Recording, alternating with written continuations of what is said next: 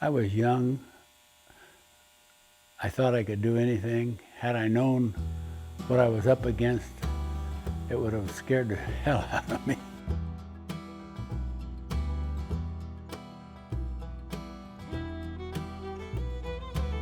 You know, I learned early on that education is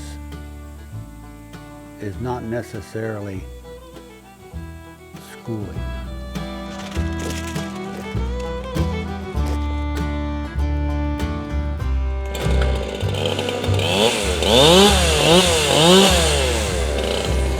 I got married in '63,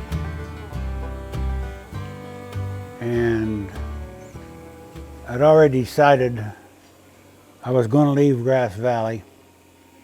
It was just getting too built up, too many people. The ground was too expensive for me to do any expanding and have a bigger place.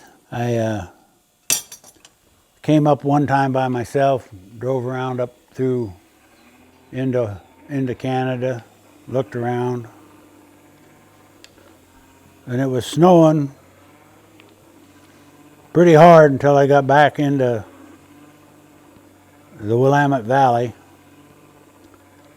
And I got back to Roseburg and stopped for the night.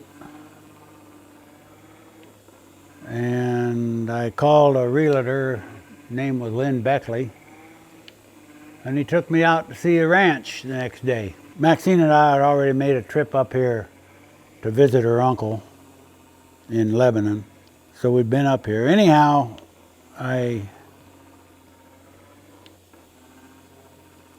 went back home. I couldn't get rid of the ranch down there, so I borrowed some money and rented some equipment, and I built a huge lake on it. It was a half-mile long and about 60 feet tall. I had to have it all engineered, and it was quite a process. Did you build a dam? Yeah. The dam was engineered? Yeah. Wow. Anything that size in California has to be engineered and inspected. This is in 60, what year was this, you think? It was probably in 65, 60, right in there. Wow. Anyhow, I got this dam all built and I built some roads in there and cut it up into 20-acre parcels, and they were sold before I ever got the thing built. So you were trying to sell the ranch as a ranch, didn't sell, so you built a lake, developed it, subdivided it, and sold it instantly, basically. It was gone. I mean, it was gone before I ever got it done. You made more money that way? Yeah, lots. I mean, I got probably 4 or 5 times for what I would have gotten for it if I had just sold it. In your mind, were you doing that as like this is the only way I'm going to sell it, or was it kind of like, I bet I could do better this way anyways, or was it a combo? It was a combo, Nate. I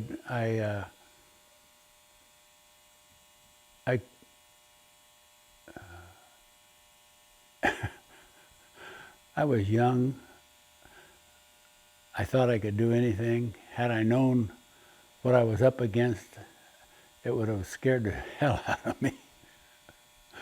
I had to cut a core trench down through that dam. This is in a creek that's running. I had to put some pipes in to carry that water around. It had to be, if I remember, almost 20 feet down to the bottom of the core trench in this wet, decomposed granite. And I had to have it clean and dry enough down there that the inspector could walk down there with his street shoes on.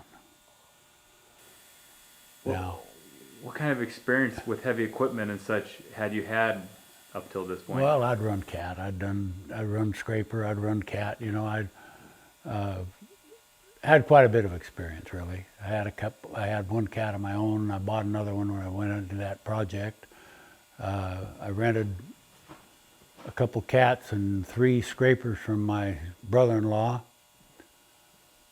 and I built a dam. And And it's a big dam. It's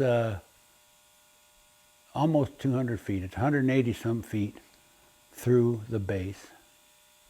There's Thick. an Thick. yeah, there's a 18-inch pipe running down through it that's totally encased in concrete. Spillway.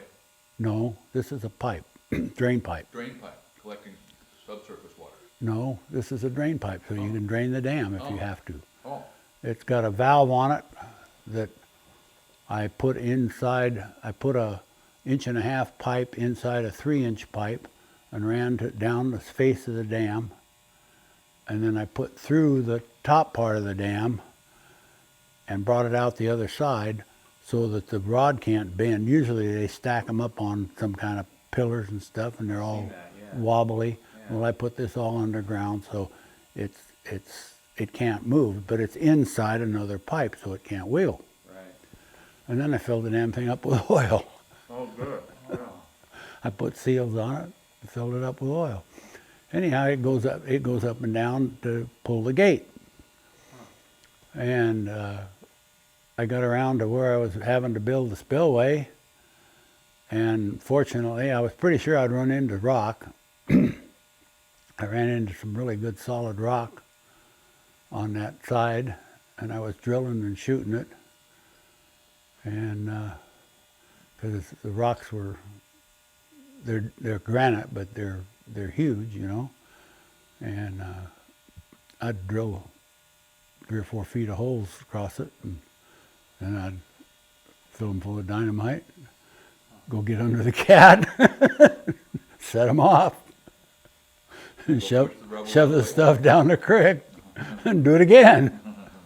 And I got their spillway built, and then I had to put a concrete weir across it, kind of, so they could measure water and stuff. But So how long was the dam? I'd say it's 100 and almost, it may be over 200 feet. I don't remember. It backs water up 1/2 mile. I inundated some Indian. Oh no. Oh no. Did that slow you up, or did nobody notice? It wasn't a big thing Wasn't in a those big thing days. then. Yeah. But did anybody even like care, or was it just sort of a point of interest, kind of? They didn't care. Yeah. I was the only one that probably even knew about it or cared. Yeah. I'd picked up some relics there, and there was a lot of those matati holes, whatever they call them, in along the creek where they ground their stuff. And there was one huge big oak tree back in the water area that had a big spring by it, and I picked up an axe head there. Still have it? Yeah. And you have pictures in there of you working on that dam. You might be able to get some photos of that. That'd be cool. Yeah. Yeah. Maxine had loaded a kid or two up in the red wagon, and it was about 1/2 mile from the house. She'd yard them back there in the wagon and yard them out again. And it's not flat. It had 500 and some thousand acre feet in it. No, 500 acre feet in it.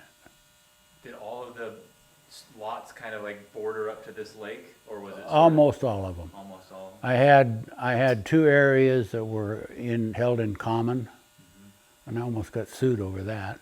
The guy actually did start to sue me, but I mean, he knew they were there, one on one side and one on the other. Anyhow, I had to build a crossing over this creek, up the creek a ways, and I got 2 big railroad tankers for oil, and I yarded them down into the field there where it was green and nice, and they still had some fuel oil in them. Only one way to get rid of that. No, Oh. I didn't realize how much there was in it. This was pretty close to Camp Beale Air Force Base, and those B-52s were flying pretty constantly. So I'm happily up on this tank, because these things are 9 feet tall, you know.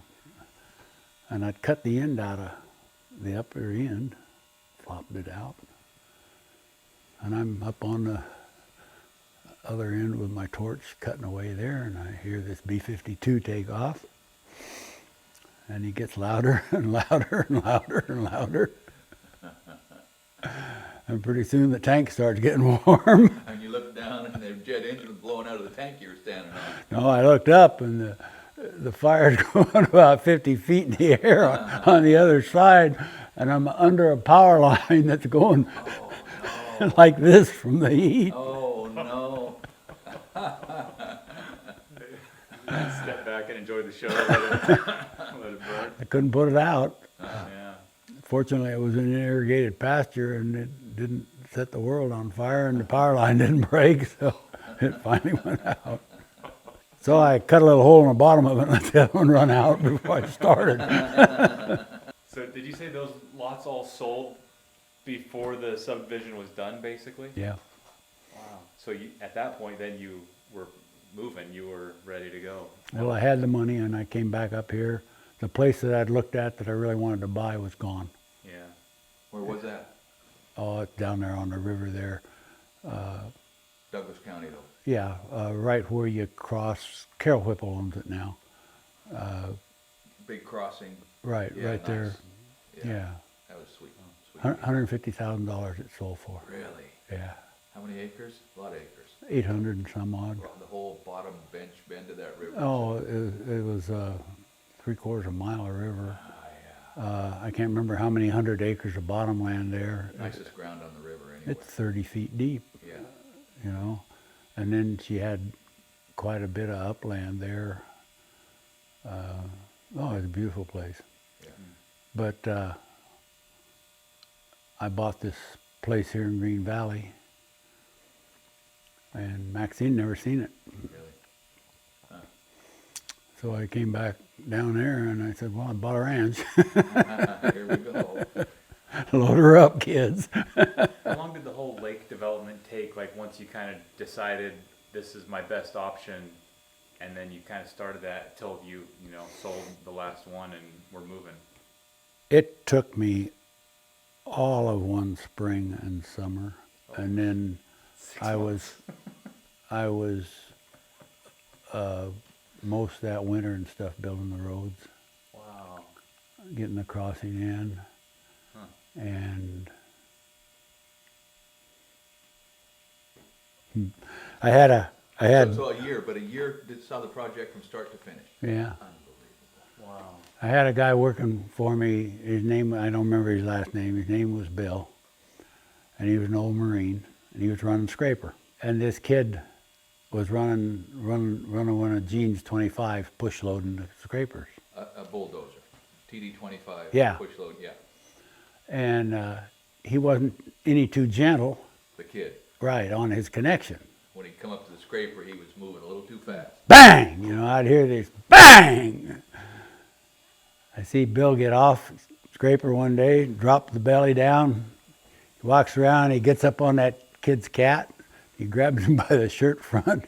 He yards him out of the seat. He goes like this. He sets him back down on the seat. I didn't hear any more banging. I couldn't hear anything, but it didn't need any words. There wasn't. Words are optional. He just slapped the shit out of him.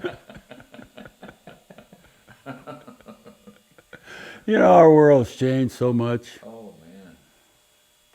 Yeah, think of that. It just took Nate 2 years to get a building permit to put a fence and some drainage And to set shipping containers on the earth. and with six street lights and one opening gate. 2 years for permission. Yeah. And your project, which can be seen from outer space, It actually can. That's what you You told can watch it on Google right now. Yep. Google Earth. took 1 year, concept to completion. Huh. How about that? If I remember right, the engineering and the permits cost me less than 10 grand. Huh. Huh. Huh. I think the engineering cost me 6. Huh.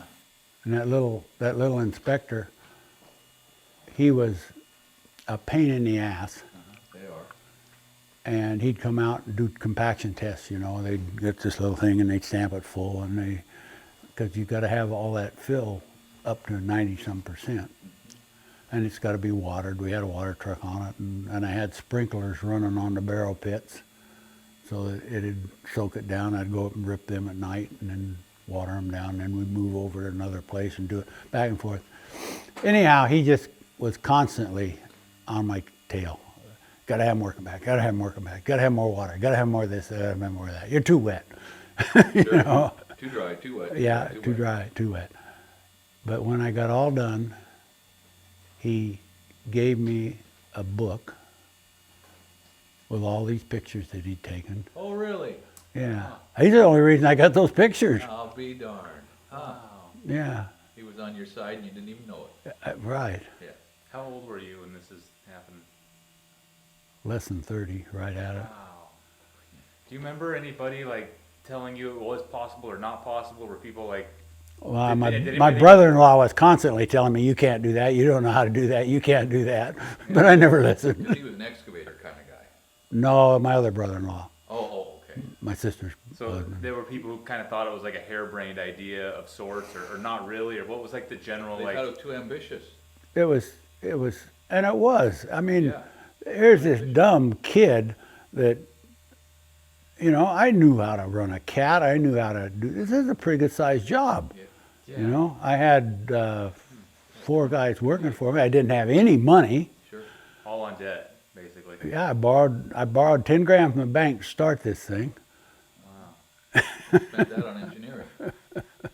Yeah, yeah, and so. But I couldn't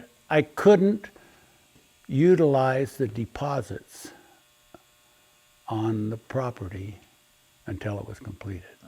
Sure. I couldn't collect any of that money. Yeah. None of your sales. Yeah. Right. And they were all kind of contingent on it being finished because they could still pull out. Right. They weren't bound by anything. Until it was done. Right. There was a point of a deposit. Well, I guess just to make sure their place is held in line. Yeah. Well, and they were tickled to get them. I mean, Earnest money stayed in escrow, couldn't touch it. It's right. not really earnest money if like you don't get it unless the project completes. So it's only earnest money if it's complete and they Right. back out. Right. Yeah, fair enough. No, it's not. They could back out, Nate. They could back out. They weren't bound. Wow. The money held you to the deal, but didn't hold them to the deal. Right. Just held their place in line, basically. Right. Wow. Anyhow, it was quite a project. I was working 20 hours a day. When I was down trying to get that core dried out, The I- core of the dam, the center yeah, core of the dam. I had dug French drains on both sides of it, down clear into the DG, the decomposed granite, and put drain rock and pipes in there, and was pumping on that, and keeping those pumps running at night. I'd have to go out and fill them up with gas, and then I'd go sleep a little bit and go fill them up with gas. Wow. And when they started letting me put dirt back in that hill, oh man. Cover it up quick. Well, it was down there. I mean, it was down there. Yeah. Was that the last like development type of deal like that you That I've sort of done? did, and Yes. you kind of went back to cattle work, which is what you really Yeah. prefer to do anyways. That was sort of like Well, that was why I left. He made Yeah. the money in order to fund his ranching effort. right. Instead of being like I'm going to be a developer now and make a killing, it was like. And I okay. could have stayed down there. My other brother-in-law was really into that. He had the equipment. Yeah. We got along really good. We worked together on several projects. I worked for him. I worked with him. I could have stayed there. My other brother-in-law said, "You're a damn fool." Of course, that was a given. And, Yeah, for bailing on that. One successful deal and then not doing another one, he couldn't understand. right. Well, I come out of there with $350,000. That's a chunk of money. Yeah, then. Yeah. What year? 66, 67. Chunk of money. And you're less than 30. Yeah, 30, probably 32, maybe 31, Yeah. 32. No, not less than. Okay, right in there. Yeah. But I had this idea I was going to be a cowboy. I'd been going to be a cowboy since I was up there in the Sierras Yeah. roping that damn dumb bale, you know. Nobody was gonna change your mind. I'm gonna be a cowboy. What'd your wife think? Was she like was she as like enamored with the cowboy lifestyle, or was she sort of like, She, no, she wanted, actually she wanted to marry a cowboy, and that was her idea. you're on the same page? Yeah. And she hadn't done any cow work.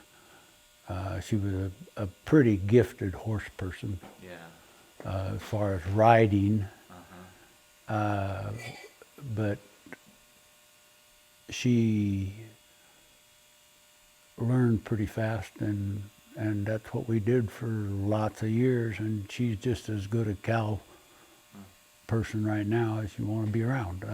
She doesn't do some of the things that, you know, she doesn't pull calves. She's never had her arm in a cow, I don't think. But she can handle them. She can put them Yeah. where she wants them. Yeah.